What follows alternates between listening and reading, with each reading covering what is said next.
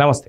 అమిత్ షా గారితో బాబు గారు కలిసిన తర్వాత హుటాహుటిన జగన్మోహన్ రెడ్డి ప్రైమ్ మినిస్టర్ని కలుస్తానికి గల కారణాలేంటి? అంత కీలకమైనటువంటి యొక్క విశేషాలు ఏం జరిగి ఉండవచ్చు? సో వీటన్నిటి గురించి చెప్తాను. మనతో పాటు సీనియర్ జర్నలిస్ట్ సత్యమూర్తి గారు ఉన్నారు, వారిని అడిగి తెలుసు. సార్ నమస్తే. నమస్కారం అండి. సార్, మొత్తానికి అమిత్ షా గారి నుంచి పిలుపు వచ్చింది చంద్రబాబు నాయుడు గారికి. ఆయన వెళ్ళారు, సంథింగ్ ఏ డిస్కషన్ జరిగే మనకు తెలియదు. కానీ హుటాహుటిన వెంటనే జగన్ గారు వెళ్ళిపోయి ఇక్కడ ప్రైమ్ మినిస్టర్ మోడీ గారిని కలవడానికి కారణాలు ఏంటి?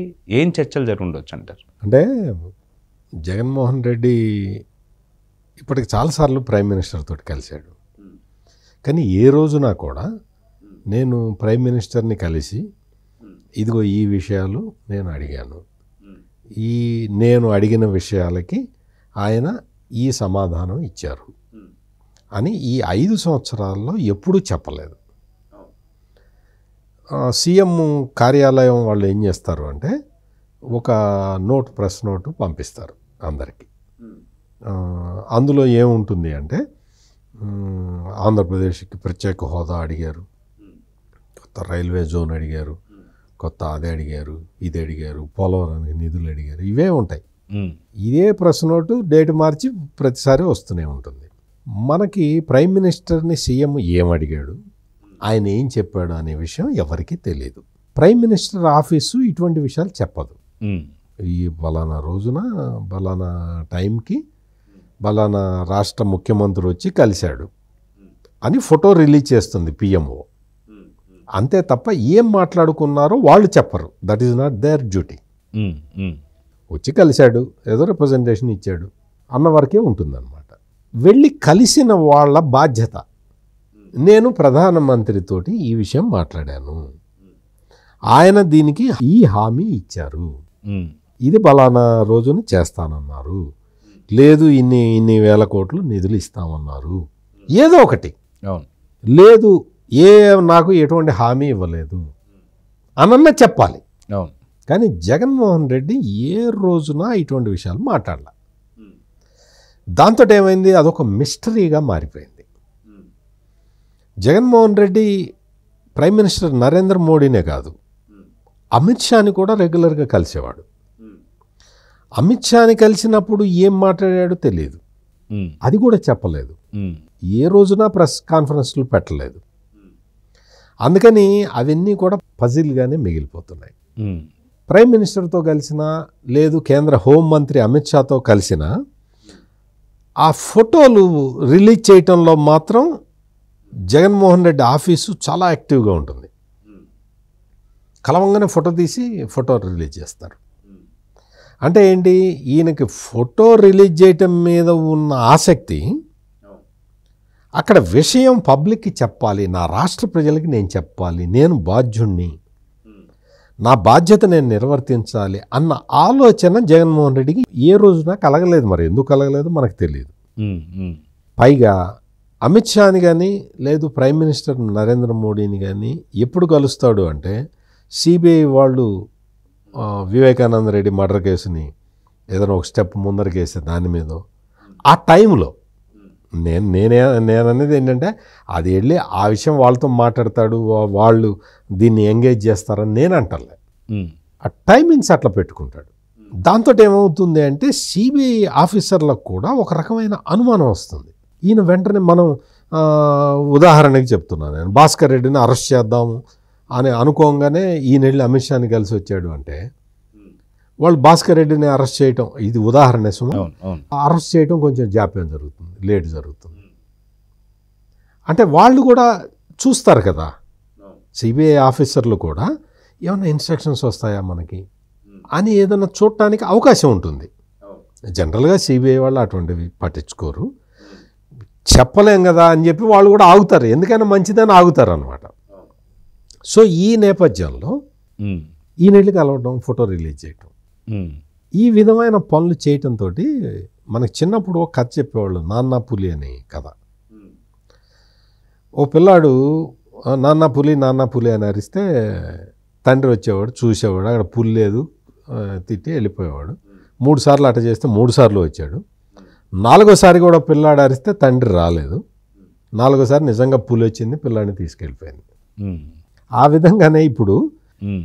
జగన్మోహన్ రెడ్డి వెళ్ళటం, అమిత్ షాని కలవటం, నరేంద్ర మోడీని కలవటం, ఫోటోలు రిలీజ్ చేయటం, దీంతో ఏమైపోయింది అంటే ఈతను వెళ్తున్నాడు, కలుస్తున్నాడు, కానీ వాళ్ళేమీ స్పందించట్లేదు అని ఇప్పుడు దేశ ప్రజల మొత్తానికి అర్థమైపోయింది.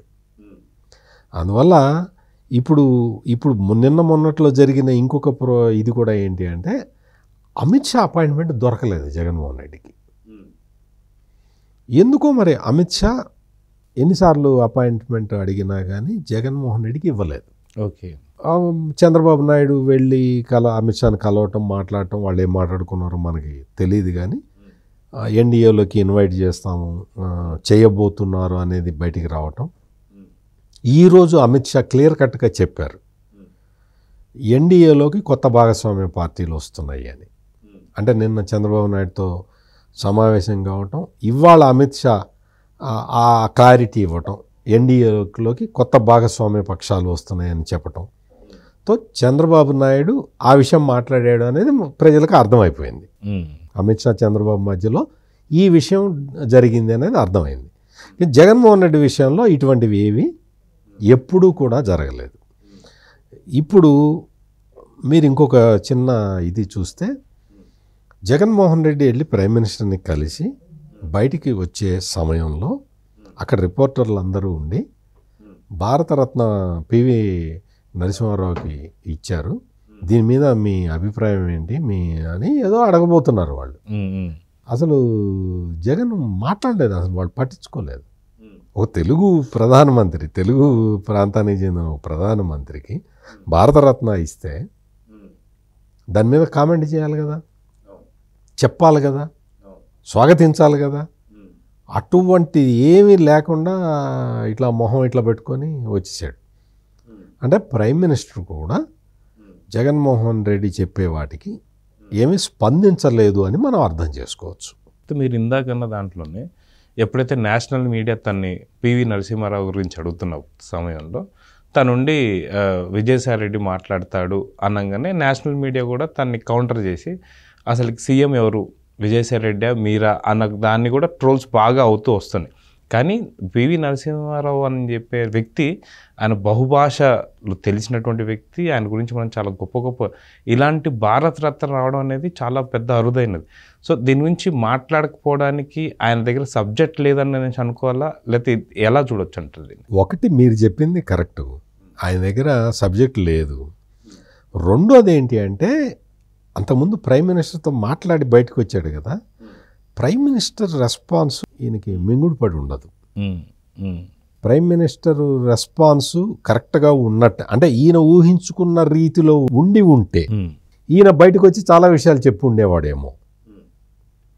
ఒకటి సబ్జెక్ట్ లేకపోవటం, అంటే పివి నరసింహారావు గురించి తెలియదు అని నేను అన్నగాని అంటే పేపర్ లేదనుకోవచ్చు, అది అనుకోవచ్చు.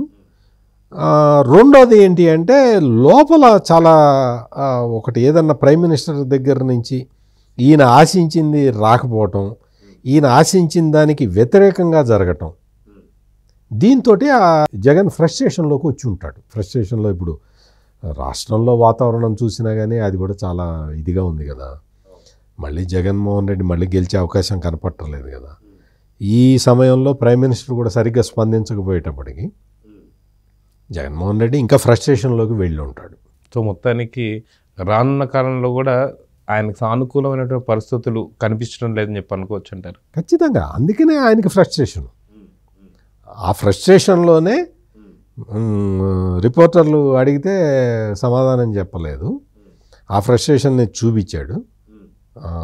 విజయసాయి రెడ్డిని అడగమని చెప్పి చెప్పడం కూడా పెద్ద జోక్. అది విజయసాయి రెడ్డి ఆంధ్రప్రదేశ్ కన్నా ముఖ్యమంత్రి, అదే మరి కామెంట్ చేయాలి, చాలా పెద్ద విషయం.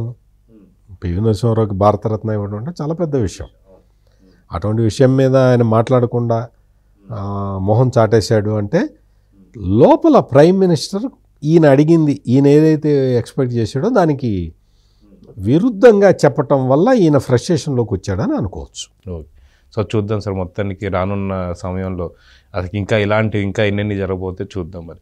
సో ఇదండి మొత్తానికి రానున్నటువంటి ఒక సమయంలో ఇప్పుడే కాదు రానున్నటువంటి సమయంలో కూడా ఇంకా ప్రతికూల వాతావరణం అనేది సీఎం గారికి జరగబోతుందని చెప్పేసి దీన్ని బట్టి అర్థమవుతుంది.